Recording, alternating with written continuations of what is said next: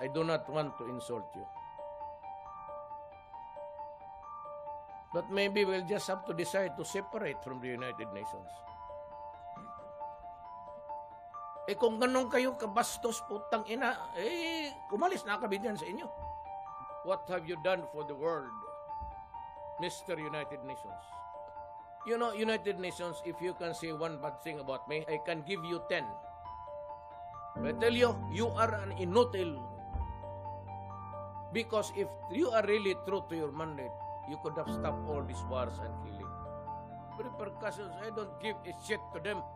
They are the ones interfering. You know what? They should have started it with the protocol. No, you know, they would have sent somebody to talk to me. Or at least the rapporteur. You do not go out and just give a shitting statement against